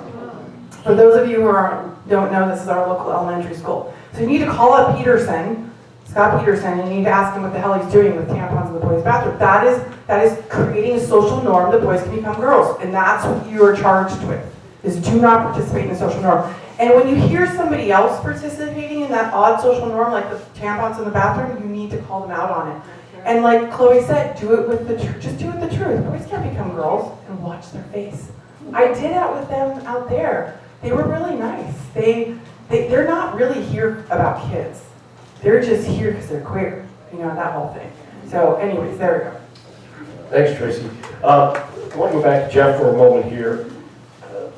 Can you speak on the aspect of spiritual warfare in regard to this whole process of transgendering, being an attack against traditional religion, and also the person who wrote the question also asked about, is there any, like, is it kind of a subterfuge towards a depopulation agenda? I don't know if they've thought it that far. Obviously, if something like that catches on and you have millions of children that can no longer procreate, you would have depopulation. But I think maybe if you could go after the spiritual warfare angle here. I can hit both of those. Well, I'm an Orthodox Christian. So, we think Satan, when you convert to Orthodoxy, you actually have to face the West and spit and curse Satan 12 times before they let you come to church. Because if you're not willing to publicly spit and curse him and take what's going to come from that, he's going to come for you. If you're not willing to do that, you really can't be in the church community if you're not willing to fight. But we don't think he works like in The Exorcist. We think he works mainly by deception. Mainly by deception. And what I think this movement spiritually is, as I've alluded to 3 times now, is it's deceiving people about what a true person is. Right? What a person is what's at dispute. Occasionally, I haven't had to burn these heretics, but I have had people that I can talk to about that subject, okay, which is why I brought it up so many times. With regard to this depopulation, I think it's something quite different. So I've lived in 10 different countries. I had a business in Hong Kong and Singapore, and worked in Germany for a long time. If you go anywhere in the world, nobody even wants free speech. I mean, we Americans are conditioned to think that everybody wants to have an American liberal democracy. Like most places in the world, they don't want free speech. Canada absolutely believes, the majority of Canadians absolutely believe free speech is an affirmative evil. People don't want free speech. Nobody has Second Amendment rights. Anywhere, the closest you'll get is Switzerland, right? Second Amendment, yeah. And nobody cares about being secure in your person. You think people are secure in their persons in Saudi Arabia from search from the government? You think nobody cares about that? I had a bit of a checkered past, and I was traveling Italy one time, and I got interrogated by the police for something that I, plausibly could claim I didn't do. And it started with a slap across the face and a kick in the balls, literally. That's the traditional way an Italian interrogation begins. You are not secure in your persons in Italy. They took everything I had, and they could do that. So if you think about it, only America cares about that stuff. And who elects the most powerful person in the world, the President of the United States, who directs NATO, by the way, the most powerful military organization in the world? Who elects that person? It's the American middle class. It's the American middle class. And do our elites believe in the Second Amendment? Obviously not. How about the people that are on welfare in the lower classes? Do they care about these issues? They don't care about any of these issues. They don't. So the American middle class is the only place in the world that cares about constitutional rights, human rights in that sense. And they're the people that elect the most powerful person in the world that could interrupt the globalist agenda. So if you're a globalist, if you're in the WEF, you know, you're at a Bilderberg group meeting, you know, you're sitting there with Peter Thiel doing your thing, you know, and you guys are jawboning like, well, how do we stop this? You go, well, I think we need to break the political power of the American middle class, because then we get to decide who the president is, and they can't interfere with us. So I think the whole thing has been oriented to break the political power of the middle class, and they're doing to the middle class exactly what they did to black families in the 1960s and 70s with the welfare programs. They destroyed the black family, which the black family was actually more stable than white families prior to the institution of the Great Society programs. People don't know that. Like, they stayed together, married longer, they stayed together, they had more children. So they're turning that program onto the middle class. And anything that disrupts the family increases the political power of the globalists. And I think that's what it's about. Thank you for that. And Tracy, you know, you've given us advice from a legal perspective, and it got me thinking when you were talking about how the system has been jury-rigged against average people and against, you know, normalcy. And it got me thinking, look at this state that we're in. Nothing works. What do we have going on in Los Angeles? Fire hydrants without water pressure, and thousands of people being dispossessed and made homeless. And you know, well, we have to look at Sacramento, we have to look at our big cities, and the thing is, government doesn't work because we got the wrong people that are pulling the levers, and what is important to us isn't important to them. And we can see that from what has happened throughout this state. There are places in this country where governments still work. I'll give you an example. This summer I was up in Yellowstone, Montana, and South Dakota, Wyoming. They don't have the forest fires that we have here. You're driving down the highway, and there's hundreds of acres of forest. And all that underbrush, undergrowth that we leave in California that becomes a conflagration that's burning up Los Angeles, all that stuff is collected up, and it's in big piles between the forest and the highway, and the state workers come and they collect it. And you can look down through those forests, through those rows of trees, and you don't see all that brush because they don't want their state going up in a bonfire. But here in California, that's not important. So I think one of the big problems is that the politicians, the decision makers, the policy makers in this state have basically got the wrong end of the stick with damn near every issue. So much for environmentalism. Yeah, exactly. And it's going to be up to us to start a citizens movement to change these things, and it's basically one issue at a time. I'm serious, I'm gonna try to bring this down. The corruption is so big. That is awesome. Yeah, so I asked Harmie Dillon if she'd do it, you know what she said to me? No. Okay, I'm calling her out right now, I'm not over there, she can't hear me, but she said, I'm not sworn in yet, Tracy, you need to respect my boundaries. Yeah. I was like, well, that shows me that thank you for telling me you're not gonna help us, right? So it's not gonna be her, so let's just hope Aunt Bonnie gets in. And then Jeff and I have a giant project we're working on too to stop this whole transgender thing. But from a legal perspective, don't get married, get a surrogate if you're a man and you're young. Okay? Don't get in the family law system. Thanks. Karen, would you like to say a few closing words here? Okay, well, I just want to give a big thank you to a brave and wonderful and awesome candidate. And so cold and just younger. And thank you so much, Mark. And I hope this message, you know, this is video recorded. We hope it to go viral. And hope this message, I hope you can take something with it so you can educate people, inform people, have that dialogue with people, and change minds. So that's, you know, we have an action plan here, you know, your action step. I hope you can go out there and, spread this information. Then we have our own author here, Alice Eagle. She wrote the book, I Am a Girl. And so, yeah, thank you so much all for coming. You can stick around for a little bit, maybe for a meet and greet. And anyway, and thank you all for coming, for taking your time, for coming here this evening. And we hope to see you again. We hope to do more panel discussions about these very important issues. And thank God that those protesters, that they stayed in their corner and they were peaceful. So it's all good. Thank you so much. Have a wonderful evening. And also a big thank you to our panel, to Adam, to Chloe, and to Jeff. Thank you so much. You guys so much for being here.